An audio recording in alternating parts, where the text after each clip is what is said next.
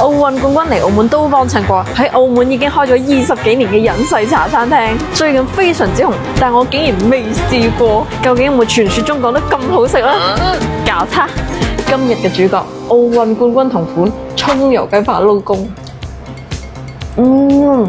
葱油味極重，佢真係做到皮脆肉嫩，而且汁水播得好好。由於佢係撈公，所以呢個一定要記得趁熱食。如果唔係嗰啲公仔麵咧，就會結成一坨啊！呢個葱油雞扒撈公推薦，奧運冠軍飲過嘅呢杯嘢，好清新，又唔會太稀，又唔會太甜。茶餐廳好少整嘢飲整到咁出色嘅，呢杯5個渣男推薦。呢個係我網上睇到最吸引我嘅一個飯，大家發誠實飯。呢間餐廳好矛盾喎，一時渣男，一時誠實。我估佢老細咧應該受咗唔少嘅情傷啊。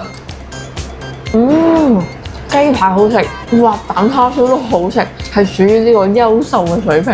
呢個飯仲跟咗2個好大粒嘅波波形嘅肉丸，佢係點做到㗎？你睇下。入邊好多汁啊，外脆內 Q 彈又爆汁，佢個飯仲要好乾身，粒粒分明。呢個飯我俾100分，完美。呢一杯係佢哋另外一杯嘅爆款香水手打檸檬茶，佢好明顯有呢個爆打過嘅痕跡。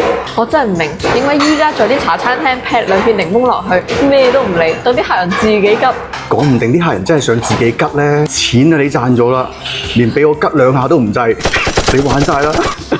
呢個係十全十美小盤菜，澳門盤菜嘅地板價68蚊，仲跟埋個飯。佢連瑤柱、冬菇、魷魚、豬肚、豬皮、肉丸，連鳳爪都有。我最中意咧，佢呢個盤菜汁去撈飯，啱晒你啲男仔食2碗飯都 OK。如果你想食盤菜又唔想使咁多錢咧，呢個十全十美小盤菜就啱晒你啦。今日食咗咁多嘢啦，邊樣嘢係你最推薦、最中意食嘅咧？我覺得呢個樣樣都好食喎。